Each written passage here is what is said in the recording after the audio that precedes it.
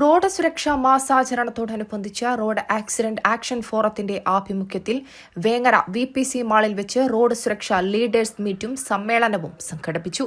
ജില്ലാ panchayat standing committee chairman PK Aslu, Vengara block panchayat president KK Mansoor Koyathangal, Vengara grama panchayat president NT Nasar എന്ന Kunjutty, block അംഗങ്ങളായ Sulaikha Majeeda, PT Raziya, ഗ്രാമപഞ്ചായത്ത് മെമ്പർമാരായ NT മൈമൂന, NP അസൈനാർ എന്നിവരും ആദരം ഏറ്റുവാങ്ങി. റോഡ് അപകടങ്ങൾ കുറയ്ക്കുന്നതിനും സുരക്ഷിതമായ യാത്ര ഉറപ്പാക്കുന്നതിനും ലക്ഷ്യമിട്ട് നടത്തിയ പരിപാടി റാഫ് സംസ്ഥാന പ്രസിഡന്റ് ഡോക്ടർ KM അബ്ദു ഉദ്ഘാടനം ചെയ്തു. അത് നമ്മുടെ MLA റോഡ് മുതൽ ഈ ചെളിടൈ വരെയുള്ള ഭാഗങ്ങളിൽ നേരത്തെ ഒരു ഡിവൈഡർ സംവിധാനം ഇവിടെ ഉണ്ടായിരുന്നു. അത് ഇടക്കാലത്ത് ആക്രിക്കടകളിലേക്ക് മാറിയതുകൊണ്ടാണ് അതിന് ഗതാഗതക്കുരുക്ക് രൂക്ഷമായത് എന്നാണ് എൻ്റെ അഭിപ്രായം. അതിൻ്റെ പേരിൽ ഇപ്പോൾ ബസ്സുകളൊക്കെ തോന്നിയ സ്ഥലങ്ങളിൽ നിർത്തുന്നത് ഈ ഗതാഗത കുരുക്ക് കൂടുതൽ രൂക്ഷമാക്കാൻ ഇടയായിട്ടുണ്ട്. അതിനൊക്കെ ഒരു മാറ്റം ഉണ്ടാകണമെങ്കിൽ ഈ റോഡ് സുരക്ഷ എന്ന് പറയുന്നത് ഇപ്പോൾ തദ്ദേശ സ്വയംഭരണ സ്ഥാപനങ്ങൾക്ക് മുഖ്യമായ പ്രാധാന്യവും പങ്കും വഹിക്കാനുണ്ട്. ആ സ്ഥാപനങ്ങളിലൊക്കെ റോഡ് സേഫ്റ്റി കൗൺസിലുകൾ നിലവിൽ വന്നിട്ടുണ്ട്.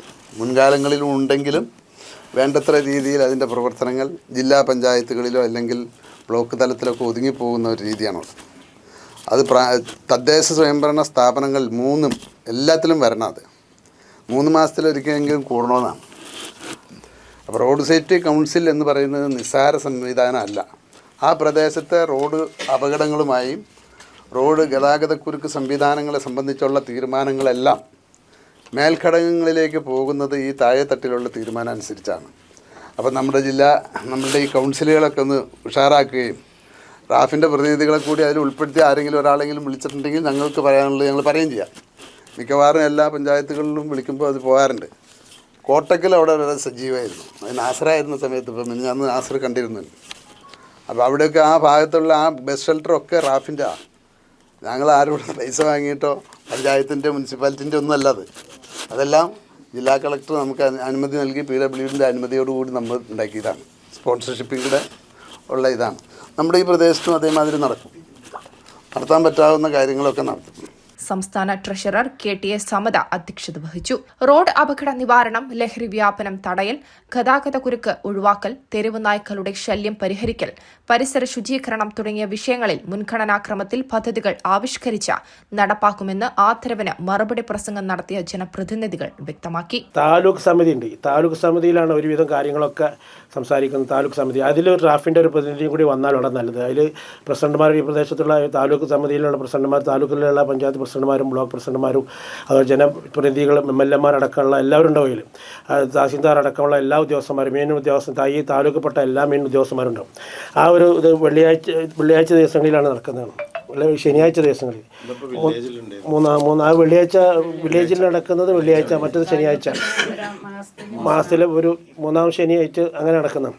അപ്പോൾ ആ ദിവസത്തിൽ ഒരു പ്രതിനിധി നിങ്ങളുടെ ഭാഗത്തുനിന്നുണ്ടായാൽ അത് എല്ലാ ഉദ്യോഗസ്ഥന്മാരും വരും. ഞങ്ങൾ കഴിഞ്ഞ പ്രാവശ്യങ്ങളൊക്കെ ചർച്ച ചെയ്യുന്ന സംഗതിയാണ് ഈ വേങ്ങരയിലെ ട്രാഫിക് പ്രശ്നം. ചെമ്മാടും ഉണ്ടാവാറുണ്ട്, ഇവിടെയുണ്ട് ട്രാഫിക് പ്രശ്നമായിട്ട് ഞാൻ പഞ്ചായത്ത് ബോർഡ് പ്രസിഡൻ്റായിരിക്കുന്ന സമയത്താണ് ഞങ്ങളിവിടെ ഈ തെരുവ് കച്ചവടക്കാർ വന്നിട്ട് കംപ്ലീറ്റ് പ്രശ്നമായിട്ട് 1-2 വട്ടം അവരെ ആട്ടി. പിന്നെ അത് പലപ്പോഴത്തായിട്ട് പോലീസ് പിന്നീട് അതിന് കണ്ടിന്യൂസ് ഇല്ലാത്തത് കൊണ്ട് അവർ വീണ്ടും വരും. പിന്നെ നമുക്ക് ശല്യം വീണ്ടും അങ്ങനെ ഞങ്ങൾ അവസാനം എന്ത് ചെയ്തു വെച്ചാൽ കളക്ടർക്ക് ലെറ്റർ കൊടുത്തു. പിന്നെ അസിസ്റ്റൻറ്റ് കളക്ടർ മുഖേന അത് പിടിച്ചെടുക്കാനും ഒരു ഓർഡറായി. അങ്ങനെ തഹസീൽദാർ ഓഫീസിൽ വെച്ച് നടന്ന മീറ്റിങ്ങിൽ അവർ ഉത്തരവാദിത്തപ്പെടുത്തിയ ആളുകൾ വന്നിട്ട് ഡയറക്റ്റാണ് പിന്നെ അവർ പിടിച്ചുകൊണ്ടായാലും പഞ്ചായത്തിൽ സെക്രട്ടറിയെ വിളിച്ച് കൊണ്ടുകണ്ട് സെക്രട്ടറി ഉദ്യോഗസ്ഥന്മാരും കൊണ്ട് വന്ന് പിടിച്ചുകൊണ്ടുപോയി. 1-2 വണ്ടി പിടിച്ചുകൊണ്ടുപോയി കംപ്ലീറ്റ് ആയതിനു ശേഷമാണ് അവിടുന്ന് പോയത്. ഇപ്പോൾ സ്കൂളിൻ്റെ കുറച്ച് മുന്നോട്ട് പോയിട്ടുണ്ട്. സ്കൂളിൽ നിന്ന് തൊട്ട് PTA-കാരൊക്കെ കംപ്ലീറ്റ് സാധാരണ തരുന്നുണ്ട്. അവിടെ 2 കാര്യമാണ്. ഒന്ന് ട്രാഫിക്കിൻ്റെ പ്രശ്നം എന്ന് പറഞ്ഞാൽ ഈ കച്ചവടക്കാരായ ആളുകൾ ഓട്ടോറിക്ഷ ഇടും. ആ ഓട്ടോറിക്ഷ ഒരാൾ മുന്നിൽ ഇടുമ്പോൾ അടുത്ത ആൾ കുറച്ച് കയറ്റിയിടും. എന്നിട്ട് അത് കണ്ടിട്ട് അവിടെ വണ്ടിക്കാർ നിർത്തും. അപ്പോൾ കംപ്ലീറ്റ് ബ്ലോക്കുമായി ആക്സിഡൻറ്റിന് നമുക്ക് വളരെ സാധ്യത. അതുപോലെ ഈ നേരത്തെ അതൊക്കെ പറഞ്ഞ പോലെ തന്നെ ശുചിത്വവുമായി ബന്ധപ്പെട്ട പ്രവർത്തനങ്ങൾ വളരെ ഇതിൽ പഞ്ചായത്തുകളൊക്കെ ചെയ്യുന്നുണ്ട്. അപ്പോൾ അതിനെല്ലാവരും സഹകരിച്ചാലേ പഞ്ചായത്തിനെ സംബന്ധിച്ചിടത്തോളം പൂർണ്ണത കൈവരിക്കാൻ പറ്റുള്ളൂ. ഇവർ വേസ്റ്റും കാര്യം അവിടെ ഇടും. നമ്മൾ അതിനായിട്ട് ഒരു പദ്ധതി വെച്ച് ക്ലീൻ ഊരകം എന്ന് പറഞ്ഞൊരു പദ്ധതി വെച്ച് ഒരു അണ്ണനും 2 ആളുകൾക്കും കൂലി കൊടുത്തുകൊണ്ടിരിക്കുകയാണ്. എന്നിട്ട് അവർ വന്ന് ക്ലീൻ ചെയ്ത് പോയി ഉടനെ ഇവരിത് പിന്നെ അവർക്ക് നോട്ടീസ് കൊടുക്കുന്നത് നോക്കുമ്പോൾ ഈ നമ്പർ അടിച്ച് നോക്കുമ്പോൾ ഒരു രജിസ്ട്രേഷനിലെ കാലങ്ങളായിട്ട് തീർന്ന ഒരു രജിസ്ട്രേഷനാണുള്ളത്. ഒരു ഉത്തരവാദിത്വം ഇല്ല, വണ്ടിക്ക് ഇല്ല, നമ്പറും ഇല്ല, രജിസ്ട്രേഷനില്ല, ഒന്നുമില്ല. നമ്മുടെ നാടുകളിൽ സ്വാഭാവികമായിട്ടും അപകടങ്ങൾ കൂടി വരികയാണ്. അത് കൂടാനുള്ള പല കാരണങ്ങളുണ്ട്. കാരണം റോഡ് സൗകര്യം കുറവാണ്, അതുപോലെ തന്നെ വാഹനങ്ങൾ കൂടുകയാണ്, പാർക്കിംഗ് ഏരിയ ഇല്ല, ഇങ്ങനത്തെ പല പ്രയാസങ്ങളും അതിലുണ്ട്. അതിൻ്റെ കൂടെ ഡ്രഗ്സും വരുന്നുണ്ട്. അപ്പോൾ ഇതിനൊക്കെ പരിഹാരം കാണണമെങ്കിൽ വ്യക്തമായിട്ടുള്ള കാഴ്ചപ്പാടുകളോട് കൂടി മുന്നോട്ട് പോയാലേ സാധിക്കുള്ളൂ. നമ്മൾ മീറ്റിങ്ങും കാര്യം കൂടി കണ്ട് റിവ്യൂ ചെയ്ത് പഞ്ചായത്ത് തലത്തിലൊക്കെ നടപ്പാക്കേണ്ടതുണ്ട്. റോട്ടിൽ പാർക്കിംഗ് മാത്രമല്ല, കച്ചവടം എല്ലാ പരിപാടിയും ഇപ്പോൾ റോഡിൽ തന്നെയാണ്. അപ്പോൾ കുറഞ്ഞ റോഡാകെ 12 മീറ്റർ വീതി പോലും ഉണ്ടാവില്ല റോഡ്. ഇപ്പോൾ ഭയങ്കര ഇവിടെയൊക്കെ കുറച്ച് വീതിൻ്റെ എന്നല്ലാതെ മറ്റിടത്തേക്ക് പോയാൽ 8 മീറ്റർ പോലും ഇല്ലാത്ത ഭാഗങ്ങളുണ്ട്. നമ്മൾ ഒരു കാരാത്തൂണ് തുടങ്ങിയാൽ കൂരിയടത്തുമ്പോൾ 8 മീറ്റർ പോലും ഇല്ലാത്ത ഭാഗങ്ങളുണ്ട് റോഡിന്, അല്ലേ? ഒരു 16 മീറ്റർ ഉണ്ടായാലും ഇന്നത്തെ കാലഘട്ടത്തിൽ മതിയാവില്ല. അത്രയധികം വാഹനങ്ങളാണ് നമ്മുടെ നാടുകളിലുള്ളത്. പിന്നെ അശാസ്ത്രീയമായ പാർക്ക് ചെയ്യാൻ സ്ഥലമില്ല. ഭയങ്കരമൊക്കെ അശാസ്ത്രീയമായ പാർക്കിംഗ്, ഇവിടെ പാർക്ക് ചെയ്യാൻ സ്ഥലങ്ങളില്ലല്ലോ. അപ്പോൾ പാർക്ക് ചെയ്യുന്നു, അപ്പോൾ ആ തിരക്ക് കൂടുന്നു, ബ്ലോക്ക് ആവുന്നു, അങ്ങനെയുള്ള പ്രശ്നം ഒരു ഭാഗത്ത്. പിന്നെ പോക്കറ്റ് റോഡുകളൊന്നും വീതിയില്ലാത്തത് കൊണ്ട് കുറച്ച് വാഹനങ്ങൾ വന്നു കഴിഞ്ഞാൽ സർവീസ് റോഡുകൾ ഇല്ലാത്തത് കൊണ്ട് അവിടെയും ബ്ലോക്ക് വരുന്നു. അപ്പോൾ ഒന്നെങ്കിൽ മേൽപ്പാലം വരണം, അല്ലെങ്കിൽ ബൈപ്പാസ് വേണം. ഇത് രണ്ടാണ് തിരക്ക് കുറയ്ക്കാനുള്ളൊരു പരിപാടി. അങ്ങനെ ചെയ്യുന്നു. പിന്നെ അല്ലെങ്കിൽ ആ പാർക്കിങ്ങും കാര്യമൊക്കെ ശാസ്ത്രീയമായി ഉണ്ടാക്കും വേണം. അപ്പോൾ അതിനുള്ള സംവിധാനങ്ങൾ എങ്ങനെ ഉണ്ടാക്കുക എന്നുള്ളത് ആലോചിച്ച് പഞ്ചായത്തുകളും മറ്റു അതിനുമായിട്ടുള്ള നിയമപാലകരും ആലോചിച്ച് സംവിധാനം ഉണ്ടാക്കിയെടുക്കുക എന്നുള്ളത് അതിന് സാധിക്കുള്ളൂ. പിന്നെ ഇന്നത്തെ കാലഘട്ടത്തിൽ നിങ്ങൾക്കൊക്കെ അറിയാം, പിന്നെ ലെഫ്റ്റിലാണോ റൈറ്റിലാണോ ഓവർടേക്ക് ചെയ്യണമെന്നുള്ള ആർക്കും അറിയില്ല. ഒരു ഇട കിട്ടിയാൽ അതിൽ ലെഫ്റ്റിലൊരു സ്ഥലം കിട്ടിയാൽ അതിലും ഓവർടേക്ക് ചെയ്യും ബൈക്കിൽ. ലെഫ്റ്റിലേക്ക് നമ്മൾ ഇൻഡിക്കേറ്റർ ഇട്ടാലും ആ ഇൻഡിക്കേറ്റർ ഇട്ടാലും അതിൽ ഓവർടേക്ക് ചെയ്യും. അപ്പോൾ വാഹനം തട്ടി വീഴും. അപ്പോൾ ആളുകൾക്ക് തീരെയും നിയമം എല്ലാവർക്കും അറിയാം. ഇവിടെ നിന്നാണ് പോയാൽ ഗൾഫിലെവിടെയും പോയാൽ കറക്റ്റ് നിയമം എല്ലാവരും പാലിക്കും. നമ്മളെ നാട്ടിൽ വന്നാലോ നമ്മളാണെങ്കിലും മറ്റാളുകളിലും എല്ലാം ഒരു നിയമം പാലിക്കില്ല. ലെഫ്റ്റും റൈറ്റും ഒക്കെ പിന്നെ ഓവർടേക്ക് ചെയ്യും, കിട്ടിയെടുത്ത് കൂടി ഒക്കെ പോവുകയും ചെയ്യും. അപ്പോൾ തട്ടിത്തെറിപ്പി വീണ എത്രയോ അപകടങ്ങൾ അങ്ങനെ ഉണ്ടാകാറുണ്ട്. ഇൻഡിക്കേറ്റർ നമ്മൾ ലെഫ്റ്റ് കിട്ടാലും അതിൽ തന്നെ ഓവർടേക്ക് ചെയ്ത് പോകും. അങ്ങനെയുള്ള അതൊക്കെ നമ്മൾ ആളുകളെ പറഞ്ഞ് മനസ്സിലാക്കിയാലും ആളുകൾക്ക് വേണ്ടത്ര ബോധ്യം ഉണ്ടാവില്ല. പിന്നെ അപകടം നടന്നിട്ട് അറിയുള്ളൂ. അപ്പോൾ ഇതൊക്കെ നമ്മൾ വ്യക്തമായിട്ട് കണ്ടറിഞ്ഞ് ആളുകളെ ബോധവൽക്കരിക്കാനൊക്കെ നിങ്ങൾ റാഫ് ശ്രമിക്കാറുണ്ട്. അപ്പോൾ അത് കൂടുതൽ ചെയ്യുക. അങ്ങനെ എല്ലാ തരത്തിലുള്ള ഒരു സംവിധാനം വന്ന് റോഡുകൾ വീതി കൂടേണ്ടത് അത്യാവശ്യമാണ്. അല്ലെങ്കിൽ അതിൽ വേറെ സംവിധാനങ്ങൾ വരണം. അല്ലാതെ നമുക്ക് ഡെയിലി വാഹനങ്ങൾ, ആയിരക്കണക്കിന് വാഹനങ്ങളാണ് കേരളത്തിൽ ഇറങ്ങിക്കൊണ്ടിരിക്കുന്നത്. അത് കുറയില്ല. പക്ഷേ റോഡുകൾ വേണ്ടത്ര. അപ്പോൾ നമ്മളിപ്പോൾ ഹൈവേ വന്നപ്പോൾ എന്താ സുഖം, ഒരു ബ്ലോക്കും ഇല്ലല്ലോ. 20 മിനിറ്റ് മാക്സിമം എടുത്താൽ 20 മിനിറ്റ് കൊണ്ട് കോഴിക്കോട് എത്തുക. അപ്പോൾ റോഡ് സൗകര്യം കൂടുന്നൊരു സംവിധാനത്തിലേക്ക് വരിക എന്നുള്ളതാണ് ഒന്നതിൽ അപകടങ്ങൾ കുറയ്ക്കാൻ. ഞാനിപ്പോൾ വേങ്ങര പഞ്ചായത്തിൻ്റെ പ്രസിഡൻ്റാണ്. നിങ്ങൾക്കറിയാലോ, നമ്മൾ ആക്ട് ചെയ്യാൻ തുടങ്ങിയാൽ നമുക്ക് എതിർപ്പ് കൂടും. ഇന്ന് വേങ്ങരയിലെ ഉദ്യോഗസ്ഥന്മാരും പ്രതിനിധികളും അടങ്ങുന്ന 5 അംഗ സംഘം പഞ്ചായത്തിൻ്റെ വണ്ടിയുമായി നേരെ രാവിലെ ചെന്നത് ബസ് സ്റ്റാൻഡിലേക്കാണ്. ബസ് സ്റ്റാൻഡിലെ ഓരോ മുറികളും പരിശോധനയ്ക്ക് വിധേയമാക്കി. അപ്പോൾ എനിക്ക് ടെലിഫോൺ കോൾ വരാൻ തുടങ്ങി. അനധികൃതമായി കയ്യേറ്റം ചെയ്ത മുറികളുണ്ട്, അല്ലാതെ ഒരാൾ വിളിച്ചെടുത്ത് മറ്റൊരാൾക്ക് കീഴെ കൊടുത്തതുണ്ട്. നിയമലംഘനത്തിലൂടെ ചെയ്തത് മുഴുവനുണ്ട്. അവിടുന്ന് തുടങ്ങണം ശുദ്ധീകരണം എന്ന് എൻ്റെ മനസ്സ് പറഞ്ഞതുകൊണ്ടാണ് ഞാൻ ആ പ്രവൃത്തിക്ക് തുടക്കട്ടപ്പോൾ തന്നെ ഭയങ്കര എതിർപ്പും ഭയങ്കര വിളിയൊക്കെ നടക്കുന്നുണ്ട്. പക്ഷെ ഒരു കാര്യം ഉറപ്പാണ്, പഞ്ചായത്തിലെ ഒരുപാട് ആളുകൾ, ആയിരക്കണക്കിന് ജനസംഖ്യയുള്ള വേങ്ങര പോലുള്ള കേരളത്തിലെ ഏറ്റവും വലിയൊരു പഞ്ചായത്ത് എനിക്കൊരു ഉത്തരവാദിത്വം ഏൽപ്പിച്ചു തന്നിരിക്കുകയാണ് ജനങ്ങൾ. അതിനോട് നീതി പുലർത്തും. അവിടെ തല കുമ്പിടുന്ന പ്രശ്നമില്ല. ട്രാഫിക് അതൊരു വലിയ പ്രശ്നമാണ്. ഞാൻ കയറി 3-ാമത്തെ ദിവസം ഞാനിവിടുത്തെ SIനെ വിളിച്ചു. അപ്പോൾ തങ്ങൾ പറഞ്ഞതുപോലെ ട്രാഫിക് റെഗുലേറ്ററി കമ്മിറ്റി ഉണ്ട്, പഞ്ചായത്ത് പ്രസിഡൻ്റൊക്കെ ഉൾക്കൊള്ളുന്ന കമ്മിറ്റിയാണ്. അപ്പോൾ ആൾ പറഞ്ഞു SHO എന്ന CI ഇല്ല, അപകടം പറ്റി, കയ്യിന് പരിക്ക് പറ്റിയതാണ്. ഞാൻ പറഞ്ഞു അങ്ങനെ CI ഇല്ലെങ്കിൽ നമുക്കൊരു ബദൽ സംവിധാനം വേണ്ടേ, അതുകൊണ്ട് നിങ്ങൾ SIമാർ ആരൊക്കെയുള്ളതെന്ന് വെച്ചാൽ അത് നമുക്കൊരു കമ്മിറ്റി വിളിക്കണം, എന്ത് നമുക്ക് ചെയ്യാൻ പറ്റും അത് തീർച്ചയായും ഇനി റാഫിനെ ഉൾപ്പെടുത്തിക്കൊണ്ട് ട്രാഫിക് പരിഷ്കരണം മേഖലയിൽ എങ്ങനെ കൊണ്ടുവരാം എന്നതിനെക്കുറിച്ച് സമഗ്രമായൊരു ചിന്തയുണ്ടാവും, ഒരു പഠനമുണ്ടാവും.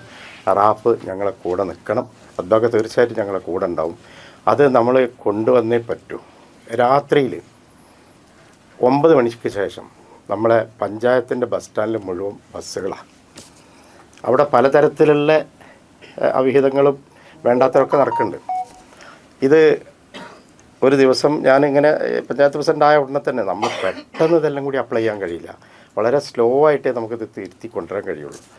അപ്പോൾ ഈ കാര്യത്തെക്കുറിച്ച് സംസാരിച്ചപ്പോൾ ഇതിൻ്റെ മുമ്പ് ഇത് നീക്കം ചെയ്യാൻ തന്നപ്പോൾ വലിയ എതിർപ്പും കാര്യം ബസ്സിലെ ഡ്രൈവർമാരെല്ലാം കൂടെ എതിർത്ത് അങ്ങനെ നിലനിന്ന് പോവാം. ഇപ്പോൾ ട്രഷറി നമുക്ക് ഇവിടുന്ന് പോയി. അപ്പോൾ ആ ട്രഷറി പഞ്ചായത്തിൻ്റെ ബിൽഡിങ്ങിലേക്ക് കൊണ്ടുവരാനുള്ള ശ്രമം ഞാൻ നടത്തിക്കൊണ്ടിരിക്കുക. ഇന്നും ട്രഷറി ഓഫീസറെ വിളിച്ച് ഞങ്ങൾ മീറ്റിംഗ് കൂടി അവിടെ പോയി കണ്ട്. കുഞ്ഞാലിക്കുട്ടി സാഹിബിനൊക്കെ ഭയങ്കര വിഷമമുണ്ട്, കാരണം അത് ഇവിടുന്ന് പോയില്ല. കാരണം അത് വീഴാറായ ഒരു കെട്ടിടത്തിലായതുകൊണ്ട് ഫിറ്റ്നസ് കിട്ടാത്തതുകൊണ്ടാണ് അവർ തൽക്കാലം തിരുവനന്തപുരത്തേക്ക് മാറിയത്. അത് വന്നു കഴിഞ്ഞാൽ നമുക്ക് അവിടെ ഒരു പോലീസ് എയ്ഡ് പോസ്റ്റ് ഉണ്ടാവും 24 hours. ഞാൻ അവിടെ നിന്ന് തുടങ്ങണമെന്ന് വിചാരിച്ചിട്ടാണ് ഇത് പഞ്ചായത്തിൻ്റെ ബസ് സ്റ്റാൻഡിലേക്ക് ട്രഷറി കൊണ്ടുവരാനുള്ള ശ്രമം നടത്തുന്നത്. അങ്ങനെ വരുമ്പോൾ ഒരു പോലീസ് എയ്ഡ് പോസ്റ്റ് ഉണ്ടാവും 24 hours. അവിടെ ഒരു പോലീസ് നിരീക്ഷണം ഉണ്ടാവും. കാരണം അത് ട്രഷറി ഉള്ളിടത്ത് പോലീസ് വേണമെന്നുള്ള ഒരു നിയമമാണ്. ആ നിയമത്തിലൂടെ തന്നെ ഒരു പോലീസിൻ്റെ സേവനം, എനിക്ക് വ്യക്തിപരമായിട്ടൊരു പോലീസ് സേവനം കിട്ടുമെങ്കിൽ അതിന് പണമടച്ചാൽ അനുമതി ഉണ്ടാകുന്ന ഒരു നിയമവ്യവസ്ഥതയുണ്ട്. അത് വെച്ചിട്ട് തന്നെ പഞ്ചായത്തിൻ്റെ അവിടെയുള്ള പ്രോപ്പർട്ടികളുടെ സംരക്ഷണത്തിന് വേണ്ടി സ്റ്റേഷൻ വഴി ഒരു ഇത് ചെയ്യണമെന്നാണ് ഞാൻ ഉദ്ദേശിക്കുന്നത്. മരണങ്ങളാണ്, ആക്സിഡൻറ്റ് മരണങ്ങളിലൂടെയാണ് നമ്മൾ കടന്നു പോകുന്നത്. കാരണം ഇപ്പോൾ ഇന്നലെ ഞങ്ങളുടെ നാട്ടിൽ തന്നെ ഒരു 33 വയസ്സായ ഒരു പെൺകുട്ടി മരിച്ചു. ഭർത്താവും കൊടുക്കല്ലെങ്കിലും അത് ഞങ്ങളടുത്താണ് അത് സംഭവിക്കുന്നത്. എൻ്റെ മോനാണ് അത് കണ്ട് നിന്ന് ആംബുലൻസൊക്കെ വിളിച്ചത്. അപ്പോൾ ഓൻ അതിൻ്റെ വേദന പറയുമ്പോൾ നമുക്ക് നമുക്ക് ആർക്കും ഇപ്പോൾ സത്യത്തിൽ ടൈമില്ല, നേരമില്ല ആർക്കും. കാരണം എത്രയും പെട്ടെന്ന് മുമ്പിലോട്ട് പോകണം എന്നുള്ളതാണ്. നമ്മളെ ജീവന് വേണ്ടിയിട്ടല്ല നമ്മൾ ഈ പോക്ക് പോണത്. എവിടേക്ക് ഞങ്ങളൊക്കെ വണ്ടിയിലിരുന്ന് ഇങ്ങനെ പോകുമ്പോൾ നമ്മൾ ഓട്ടോയിലൊക്കെ വണ്ടി പോകുമ്പോൾ എൻ്റെ ഭർത്താവ് ഒരു വാക്കറിയും ഒരു ഡ്രൈവറില്ല വാക്കറി. അപ്പോൾ ഞാൻ പറയും വാക്ക് പറയണ്ട, എന്തിനാ അത് കയറി. അപ്പോൾ പോണത് രീതി അങ്ങനെയല്ല ഓൻ പോകേണ്ടത്. അപ്പോൾ ഞാൻ പറയും നമ്മൾ എന്ത് ചെയ്യണം, നമ്മൾ പോകണത് നമ്മൾ ശ്രദ്ധിക്കുക. അവർക്ക് ചിലപ്പം ശ്രദ്ധ വേണ്ടിയില്ല, ഓരോണ്ട് പോകും. എല്ലാവരും കൂടി ഇപ്പോൾ നമുക്ക് ശ്രദ്ധിക്കാൻ കഴിയില്ലല്ലോ. അപ്പോൾ അവർ ശ്രദ്ധിക്കേണ്ടതുണ്ട്. അവർ ഓരോ ജീവൻ ഒരിക്കലും വില കൽപ്പിക്കാത്തൊരു ഓട്ടമാണ്. ആർക്കും ടൈമില്ലാത്തതിൻ്റെ പ്രശ്നമാണ്. എല്ലാവർക്കും മുന്നിൽ പോകണം, മുന്നോട്ടെത്തണം, ഇത്രയും പെട്ടെന്ന് എത്തണം എന്നുള്ള ആ ഒരു ധാരണയിലുള്ളൊരു പോക്കുകൊണ്ടാണ് നമുക്ക് ഇത്രയും അപകട മരണങ്ങൾ കാണപ്പെടാൻ കഴിയുന്നത്.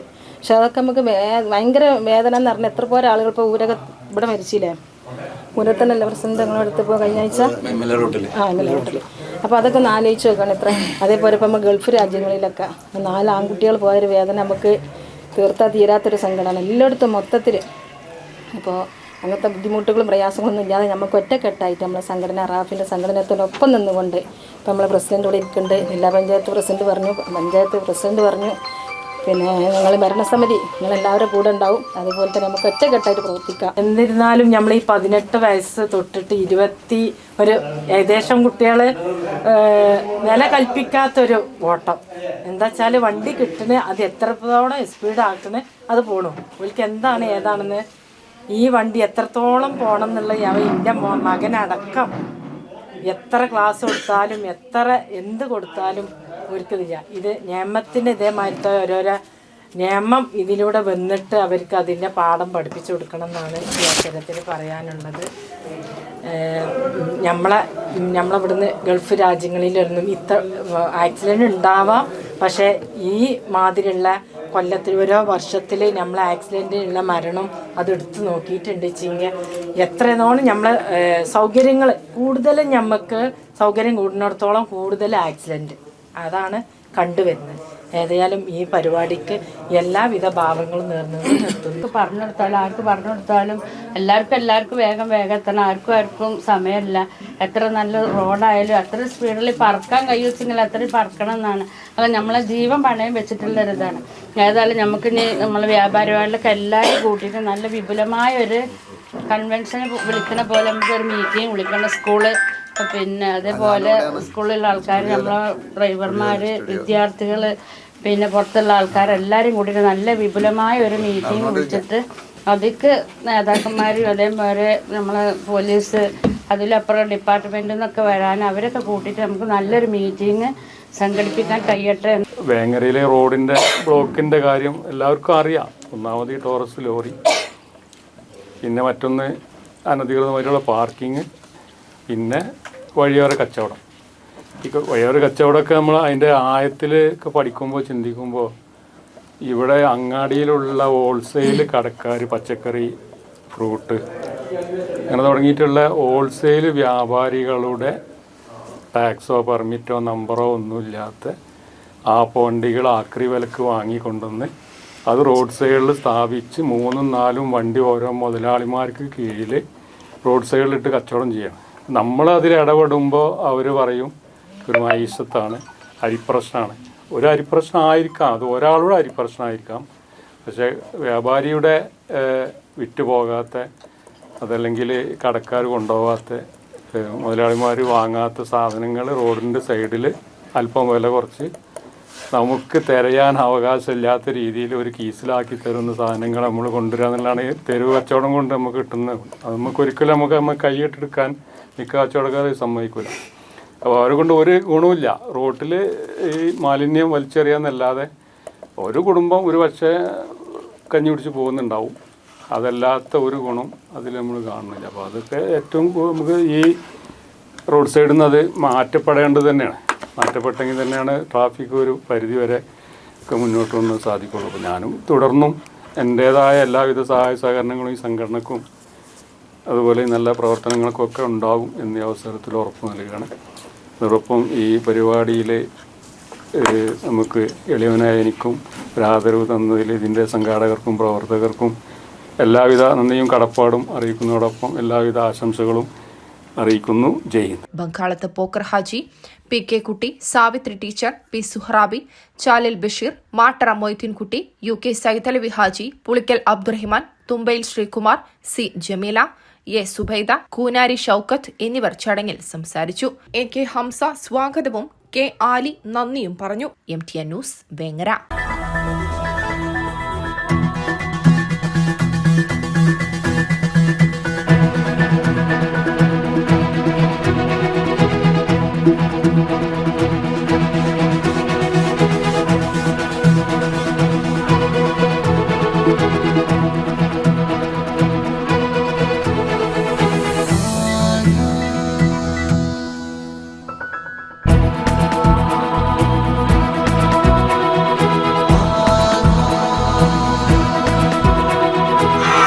ഹൃദയം പറയും ആധാർ. ആധാർ ഗോൾഡ്, കൊണ്ടോട്ടി, പേരാമ്പ്ര, മഞ്ചേരി, ചെമ്മാട്.